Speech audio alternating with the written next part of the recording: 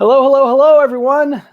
Mike Grabham here again today. We have a wonderful guest today. Super excited. So give us a thumbs up. Let me know how we're doing. But Neil Patel is on today, and we're going to be learning, talking about startups, marketing, content marketing, etc. So look forward to being here. Please answer this question. So what is the most important thing in your business today? Like this very day, what's the most important thing for you? Is it finances or is it customer acquisition? So let me know in the comments, and feel free to ask any questions. We will answer them on the fly. So Neil, welcome. Thanks for being here. And how's the world treating you? The world is treating me good. Could always be better, but the world is treating me good. That's good, man. And business is great, I'm sure. You're rocking it, killing it. Business is good. And life is not bad at all. So things are working out great. Yeah, good to hear. Good to hear, man. Well, it's been, 6-some years since I interviewed on Startup Grind years ago. So Long time ago. Yeah, your world's changed dramatically. So all for the good, it sounds like. Still based in Seattle? Yeah, I'm still here in Seattle. Sunny Seattle, man. That's right. Well, today's probably sunny. Yeah, I mean, it's after July 4th, right? It's supposed to be sunny every day. Right. When did you go full-time down in LA? Just this year was the first year I did it. It's nice and sunny almost every single day of the year. Yeah, exactly. I hear you. Well, let's get started here. So tell me what are the things that you found that move the needle the most on a new website? See, with the new website, what I found is if you don't have the brand queries, the mentions, it's harder to get rankings. Yeah. So I focus on building a brand. And I know that sounds kind of crazy, but you can't start early enough.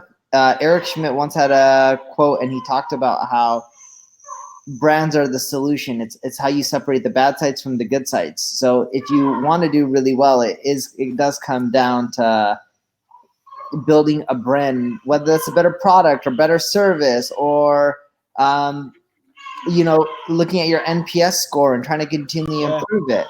Like by just putting people first. And I know that sounds counterintuitive because you're like, hey, I'm trying to rank higher, I'm a new site, get more traffic. It really does start with the brand. Even Facebook's doing something similar, in which they're trying to give higher priority to brands because they're less likely to do things like publish fake news, right? Yep. So brands are just super important. Yeah. I mean, you've got to have something to build on, right? I mean, there's got to be something there. Yep, exactly. So you do a ton of video on LinkedIn. It's always, highly produced, always looks great. You look great behind your white background. I just love that stuff. What have you learned about using video now? For how long have you been took a real initiative to be in video on LinkedIn? How long have you been there? I've been doing video on LinkedIn for maybe 2 years now, maybe a bit less, something like that.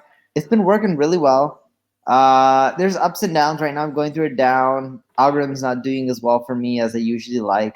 But a lot has to do with the topic ideas, the length of the video. So fixing that, hopefully in another few months, I'll be back at it. Yeah. And tell me, like I've read some of your posts about how often to post, like what content to post, even reposting same, content you posted, 3 or 4 months prior. Like, tell me some things that you've really thought that really you've learned over the last couple of years that really helped move the needle again on, when you're jumping into video. I've been on video, for like 6 months now, 6 or 7 months on LinkedIn. So I'm obviously learning a ton almost every month. So what were the things you really kind of like, hey, these are things that really I learned really quickly, like I got to do these couple things? Yeah. So, and this is all specific to video, correct? Yeah. Just looking at video. A few things that I've learned is videos that are under 5 minutes don't do as well. So 5 to 10 minute videos at minimum, ideally 7 to 10. That's been a recent change. I've seen that perform better. Getting engagement, asking people to leave a comment in your video, that does wonders because the more comments you get, more engagement, the more viral the video is going to go. Way more than a like or a plus or a thumbs up. We've seen the comments help boost traffic and engagement more than anything else. The other thing that we look for in video, and a lot of people don't know this, like YouTube, it's the opposite of traditional SEO. What does well in the first 24 hours tends to do well for the life of YouTube. So you need to promote a video very heavily, heavily. I can't emphasize that enough. In the first 24 hours, that's the key. Even the first hour, the more you can push, the better off you are. Like, it changes everything. With a lot of these sites, you need to upload the SRT file, for the transcription. Yep. We're like, oh, YouTube does it automatically. Why do I need to do it? So like I use rev.com. Sure. I do the same. Yeah. Yeah, they're really affordable, good quality. And we found that when you upload the SRT file that your rankings increase as well. Yeah. Yeah. And like you mentioned, the fact that the length of the video, how have you learned anything, like are longer videos, like a 30-minute video? I mean, now that we're doing these people are doing LinkedIn Live, I've seen some like, hour and a half, 2 hours long. Like, have you learned anything about that stuff, or just, maybe talking to some of your friends? Like if you do like an hour and a half video, like what happens? Well, yeah, like even like say a 30-minute video or a 45-minute video, like is that there's any value there? There is value, but here's the thing. We have seen diminishing returns like when you have an hour and a half video. We've uploaded presentations of mine to see how that works. It does do well. It just doesn't do as well compared to uploading like 10, 20-minute videos. Yeah. Like you don't need them too long. You need them long enough, but you don't necessarily need hour-long videos. Yeah. And like right now in your world and, in your kind of in your life and business, what do you enjoy doing the most? Like, what is the thing that you enjoy? Is it like biz dev part? Is it, product development? Is it writing? I know you still write, speaking gigs. Like, what is the thing you really enjoy, Neil? What kind of gets you going in your business today? I enjoy doing the marketing. So writing, experimentation, seeing what produces rankings. I built a marketing tool called Uber Suggest. That's free. Yeah, I love it. Yeah. That's fun for me. Like, that's a huge marketing experiment in and of itself. Even though I'm building a marketing tool, it's an experiment to see if a free marketing tool can get me becoming more popular than my competitors. Yeah. Yeah, no, I'm a big fan of Uber Suggest, even when it was not yours, right? So, well done though, making it free. Yeah, just wait till like another 30 days. I'll release like position tracking and dashboards and all this kind of stuff, and just keep releasing more and more for free. Yeah, that's awesome. Yeah, but that's what excites me, like disrupting an industry. Like, think about what everyone else is doing and how can you disrupt them. And when you think about it, you're just like, yeah, whatever, that's common sense. But how many people really do that? Most people try to do Me Too stuff. I listen to a lot of YouTube videos. Funny enough, even though I create them, I don't really listen to them. I listen to other people's. And one of the videos that inspired me was from Peter Thiel, right? The Facebook guy, PayPal guy. And he was talking about the best businesses are monopolies. And he's hilarious in the video because like he talks about how, all these companies who are monopolies never talk about it. He's like, when you ask Google, what did they do? They're like, oh yeah, we're in the cell phone business. We're having a tough time competing with Apple. We're in the self-driving car business with GM and Uber. He's just like, they never really mention how, oh, we're in the search business and we dominate. And we own it. Yeah, we own it. Like, they don't really talk about any of that. Yeah. They more so talking about the other stuff. And we found, what we found is when you do something that's truly disruptive, I'm like, sorry about that. I'm like, all these messages on my, I don't even know how to turn half of them off. But when we do something that's truly disruptive, that goes against the grain, that's how you can potentially own the market. It's not about winning the market. It's about owning it, being the biggest. If you can be the biggest, you got a huge company. So what can you do that's truly disruptive? If you don't own it, doesn't matter as much. Like, you truly need to own it. Like, you have it all and that's it. No one else does. Yeah. And you start to own it by doing, things that others aren't doing. Right. Correct. Like I'm trying to think of how can I release a free email marketing tool and go after MailChimp. Not a free 1,000 sends a month, just free. You have 100,000 emails, 1 million emails, send as much as you want each month, free. And give them marketing automation and all this kind of stuff, free. Like, think about that, right? Another huge potential disruption, not a guarantee, but maybe I'll try it. And it's like, how can you do more and more of that? Use Hootsuite Buffer. How can I just give away all their features 100% free? Yeah. Yeah, I know I met a guy at Startup Grind, the big conference we have down in Redwood City every year, he's trying to give away water. He's just giving away free water, and he's trying to put, ads on the water and trying to do some kind of creative things so he can just literally just give away water free everywhere. Yep. Right? So interesting stuff. Hey, if you and I were going to do some content like in a blog or a video channel or a podcast, what would you do to be kind of stand out or be relevant? What would be your kind of spin on it? Like, what do you think would be unique? Talk about something that other people aren't. So I don't have data on video, but text-based, I do know there's 1 billion blogs. That's roughly one for every 7 people. Yep. There's millions and millions of pieces of content being cranked out every single day. Yep. People are overwhelmed with data. So how can you end up giving them something that's new, fresh, unique that they haven't heard of? It's not always easy. Even some of the stuff I'm talking about right now, it's not all fresh. But the key is to get as fresh as possible or as new as possible. Someone else hasn't heard it. Yeah. Yeah. And start talking about it, right? Like having some conversations about it. Correct. Exactly. Yeah. And that kind of goes against the grain. Like many, especially early first and second time founders, they're afraid to like share their idea because they think somebody's going to steal it. Right. Like you talking about disrupting email, like giving away email for free, like, oh, you shouldn't say that. Maybe, so. Hey, if someone wants to do it before me, good for them. Yeah. Yeah. Yeah. So I think that's really counterintuitive to the thought process. Like, oh, I can't share my idea because somebody's going to take my idea, which so rarely happens. But, it's not something you learn from, like you and I talking about an idea and like, oh, let's talk more about that. Right. Yeah. And what do you, you recently did that event down in LA. How was that? I mean, there was a ton of people there. Like, what was how was the success of that for Neil? Was that successful, marginally successful, really successful? What was that like? It was good. I was happy. We weren't really trying to measure success or anything, but it wasn't hard to fill the room. Based on the ratings of the sessions and stuff, people were happy. I think almost all the sessions got over a 4.5 out of 5. Majority got over that. So that was great. People liked the information and content. It was free. So you're not really going to get too many people to complain. Some amazing people. And for me, it was just something to do for fun. Wasn't trying to create a business or anything out of it. Yeah. Yeah. But at the end of the day, it was, obviously you probably met some great people, I'm assuming, and, got to see some other people you maybe not get to see all the time. Right. Yep, exactly. And you and Eric are doing, you're doing your live marketing school and doing some other things. Like how did you choose to start working with Eric? Like, what was it? Just gut instinct? You like the guy and say, hey, let's start doing stuff together, or he chased you down, or what was that? Well, we've been friends for a long time. Okay. So one day he was talking about podcasts. He was like, we should end up doing a podcast. I ignored him for a while on that. And then one day I hit him up. I'm like, yeah, let's go do a podcast together. He's like, yeah, I'll bring it to your house in Vegas and we'll just record from there. So that's cool. That's how it started. And how long have you guys been doing that now?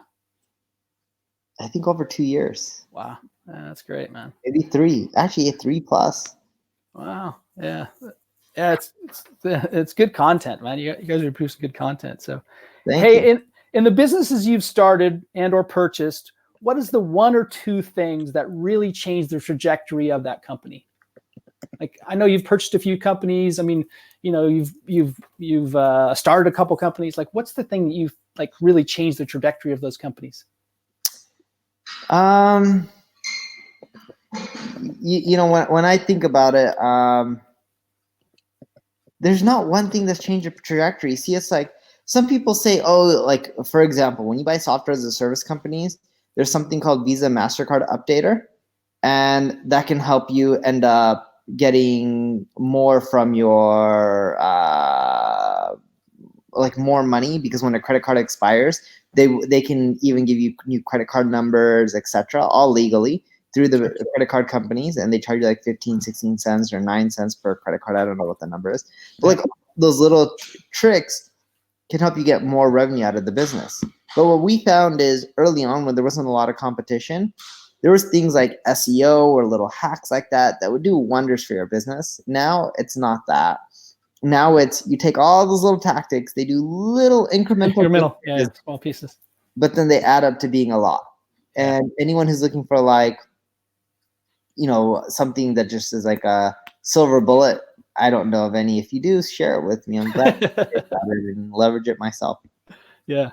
There's no like you hear that, like, what's the thing that you could always do for every XYZ type company? Like they're all somewhat unique, right? Exactly. They all got their own things, their own bugs. So this is a question somebody sent me. All the social media platforms, they want to keep you on the platform, obviously. Yes. What are the ways? Out to your site. The moment you do that, you're screwed. Exactly. They don't ever want to leave Facebook or LinkedIn or YouTube. Everyone, stay in your little home. What are the ways you've learned to get them to a website or email capture, CTA of some kind off-site? Like, have you learned anything like, that have really worked in any of those platforms? So the best thing that I've been doing recently is videos. And then you keep them on the platform, but through the video, you make a pitch. Go check out my ad agency. Go check out this. Go check out that. We found that to convert really well. You don't get as much traffic as someone just saying, "Hey, come to my site," linking, "Come to my site." But the people are really qualified because they just watched the whole video of you or your business or whatever it may be. But we found that to work really, really well. Yeah, just build it into your content. Exactly. Yeah.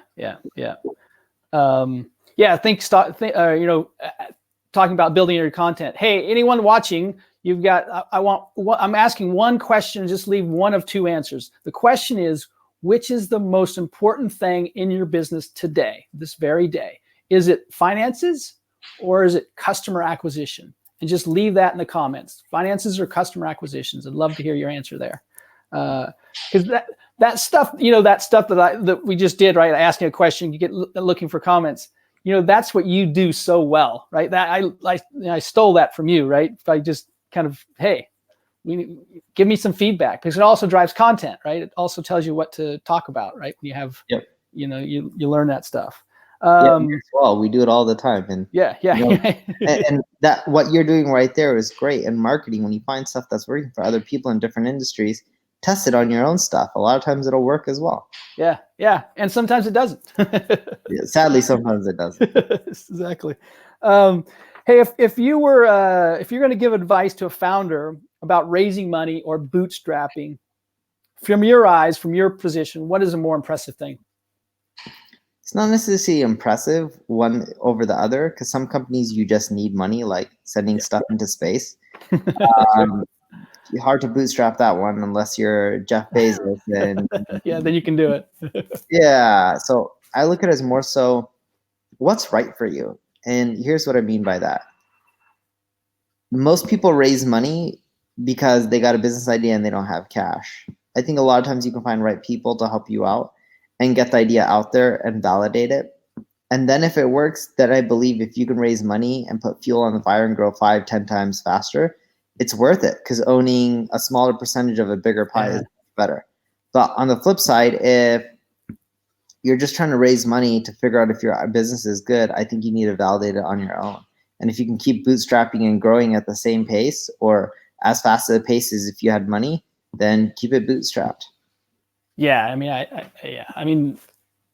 obviously I help founders on a constant basis. That's what I do for a living. But here's the thing that I hear so often is like, oh, if we raise money, we'll be able to do that, right? But it's not the way it should be. It's like you should try it to see if you actually need to raise money. Like, you need to be able to see if you can do that thing, whatever that thing is, product or service or whatever, before you really actually start to raise money. Because I read an article today from Alex. I forgot Alex's last name. He's a VC over in New York, and he's talked about leverage, like having leverage. And if you're an entrepreneur and you've built a business and you're having customers and you're growing, you have all the leverage. Like, you can dictate terms, you can do all those things because people see that you're already successful, right? Yeah.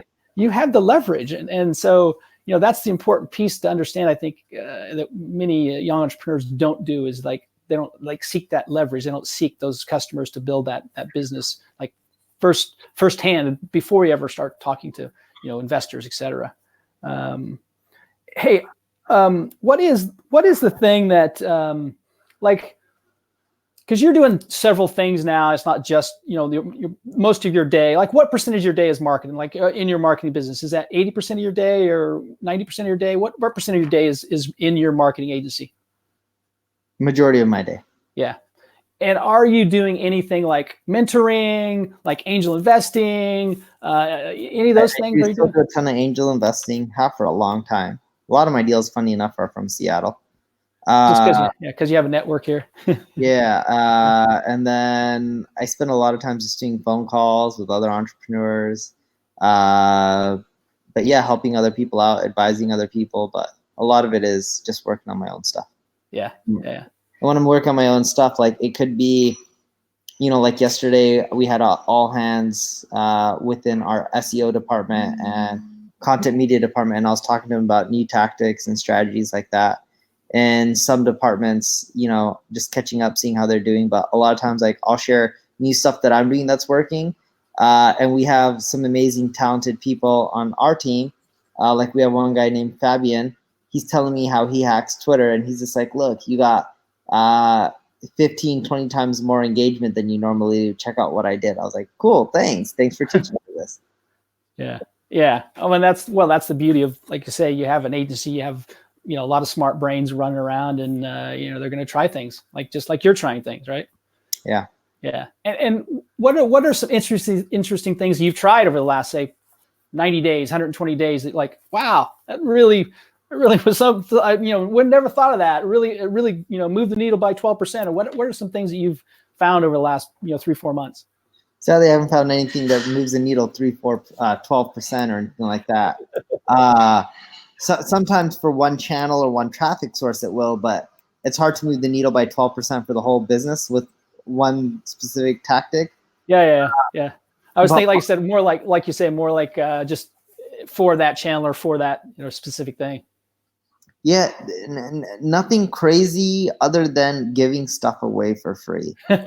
See, I know, like age old. It will last forever. It'll last forever. Now the problem is you lose a lot of money when you do that, but that's a whole nother problem that we'll end up seeing what happens in the long run.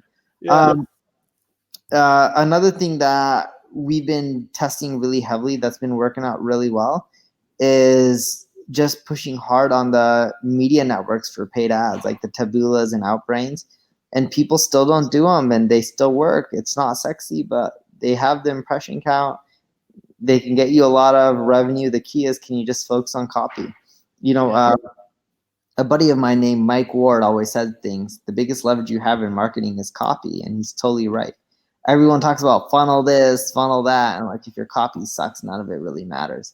We do a ton of experimentation and testing with copy, all the way from figuring out objections people have, why they're leaving, what issues they have. And you just intertwine it all into a smooth story. And by doing that, you can really usually boost your conversions. Yeah. And like on like LinkedIn and even Facebook, have you learned? You've used like this long form text before the image or before the video, whether it's on LinkedIn or Facebook. Is that always good, or is it just good for certain things to do that kind of that long form story before an image and or video?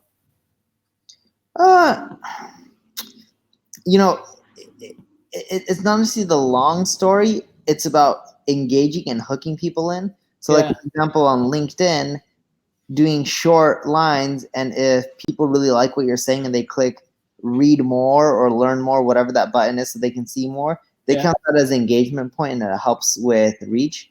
Facebook, we've seen that when you hook people into the story and then you put your link or CTA or video, you get more watches as well, because not everyone is going to watch without reading. They don't have the time. But it's not necessarily the length. It's more about, can you hook them in and say something that catches their attention? Yeah, within that first sentence or two or three, right? Ideally within the first sentence. Yeah. Because like I say, if they click on that little read more button. Yeah, like if this is about social media, I'd be like, aren't you tired of posting content on social media that gets no likes, shares, or engagement? And you're like, I used to be that way, but I figured out the solution. Yeah. And best of all, it doesn't even require you to spend a dime on ads. I'm making it up, but Yeah, exactly. But also, all things that I've learned, some of this is being, talking firsthand, like you just were talking, like as you would talk, as Neil would talk in the ad, like that is something that I think is really start. I've seen other people do a really good job of that, and it looks to be engaging. Is that something you would like agree on or disagree? I like it. I've always done it, so I haven't really tested the other way in a long time. Like talking in, I don't know if it's considered talking in third person, Sure. not third person, but you don't create a conversation in essence, right? So Yeah. I haven't tested the other way in such a long time. I honestly want to test it now, but yeah, I agree. Just being friendly, talking to people, creating that, I think it does better. Yeah, I mean, just talk like you would talk, write like you would talk, like it's Yes. yeah. And that's why I love using the words you and I in my copy, asking questions. Even though I'm answering the question, I still like asking questions. But at the end, what I found is, I've been doing that for so many years. When I first started, is because I tested it and it performed better. I haven't gone back to the other way and tested that. Yeah, yeah. So, yeah. Well, I would agree. I just kind of learned over the last probably year and a half, 2 years that just seemed to be more engaging for many people.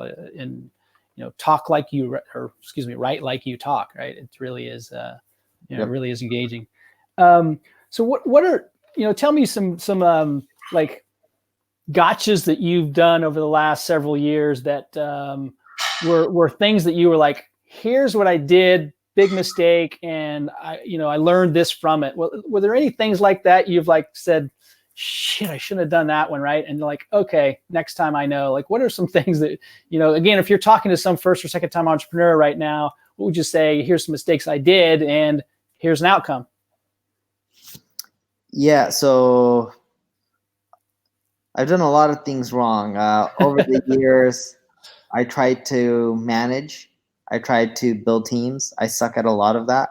Yeah. I now focus on what I'm good at, and I try not to learn everything. People used to tell me as an entrepreneur, like, yeah, go get better at this, go get better at that. You got to keep improving, leveling up, reading, watching all these videos. I stopped doing that. I focus on what I'm best at and hire people who are better than me at everything else. That's worked out wonders for me. I wish I did that from day one. No one ever told me that. Sure. Another thing that I never thought about is putting yourself out of business. See, a lot of my companies did okay and they've generated millions and millions of dollars. I've also faced over time some of them slowing down because people create new technology, new companies that are better, more sophisticated, other solutions. Instead of, hey, we'll give you reports, they'll just like, we'll give you the answers. You don't even need reports. So always think about how you can put yourself out of business. By doing that, you're more likely to stay in business. Yeah. I wish I always thought like that from day one. Another thing that I learned the hard way was everyone told me you need to innovate and do something really new to do well. A lot of times if a market is big enough, like a big TAM, right, total addressable market, like 50, 60 billion, whatever, you can copy people. And even if you take, get 1/1000 of the market, who cares? It's big enough. But big lesson I learned there is innovation is important, but what's even more important than just innovation is you need to address a really big market. If you innovate in a really tiny market, you won't make that much money. Yeah. There's just there's no money. Yeah, it's easier to make money not innovating in a big market than it is to innovate in a small market. Yeah. And innovative is a relative term, right? Like innovation is different for all types of industries, and I think that's the part that people really they focus on, but it's just super hard to do. Like it's not something that's done by every entrepreneur starts and says, oh, I'm going to innovate in this industry. What are the things that you've like, what you talk about, like, going in industry and trying to give it away for free? That's innovative. That's a Neil Patel innovative thing. Like, what are some things that you've seen other people do that, like, that's pretty damn interesting. Like, like just some. And I look at me giving away something for free is more like disruptive because I'm shaking up how more people are doing it. I think it's like for me, innovative more would be like like Uber trying to do drones that drop you off and you no longer need cars to get around. Yeah. Like, I see that as innovative. That's something new. We haven't experienced it. Transportation is a huge market. The problem with streets is they're only so wide. Now you can go up as much as you want, right? Like, Yeah, it's all exactly. traffic potentially, or at least I hope it will. Yeah. Hey, here's a question from a friend of mine. How long do growth marketing cycles last? If someone is working, how long can I expect that new marketing channel to work before I should start looking for the next thing? So it depends per channel. Some you start seeing right away that they're working really well. Some take 6 months to a year to figure out and work out. And then once they work out, milk them as long as you can, and at the same time keep expanding into more and more channels. And then you milk them as long as they can last, and then as they start dying down, you keep looking for more channels. Yeah. Because eventually some of them will die down, others will continue to pick up. Overall, you should be okay. Yeah. So the bottom line is never stop looking. Like, yeah, you never stop looking. Like, I always am looking for new channels. Yeah. Because you may have something that's just like super successful, but I know, everyone knows that sooner or later that's going to die. Exactly. Yeah. So you just got to keep. That was from Derek Anderson from Cool. Start Grind. So hey, what else do you want to add? Anything else you want to share, Neil? What's on your mind that you want to tell everyone? Anything that anything that's important to the startup community, early founders? What's on your mind?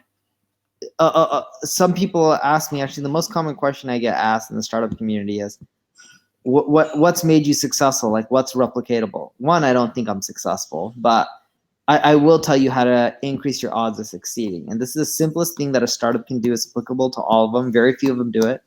As a founder, you're going to make mistakes. Even as an employer or team member, you're going to make mistakes. Yeah. The key is to learn from them and avoid making the same ones over and over again. Yeah. Eventually, that'll lead you to all the stuff that you should be doing, right? Because you'll learn what not to do. So all the stuff you should be doing, assuming you can avoid making the same mistake over and over again. That's how you get to the end of the journey. Yeah. Just keep failing, right? Keep failing, but don't make that same mistake that caused that failure. Yeah. It's to just get through it, learn from it. Next, look for the next failure over there. It's hopefully not the same mistake. Yeah, I mean, it's great, Neil. I'm really, thanks for being here. Thanks for all the good stuff you're doing in the marketing world. It's been, you're definitely helping people get things done, which is awesome. Yeah, it's just great to see you're doing well. I'm glad everything's going well for you, both personally and professionally. So keep all that stuff up. And if there's anything to do, let me know. I'll be happy to help. And thanks for being on. Like I said, I really appreciate it. Sounds good. Thanks for having me. Okay, man. Be safe. Everyone, you guys take care. Have an amazing day. I'll see you next Tuesday for another version streaming live. Take care. Have a great day. Bye-bye.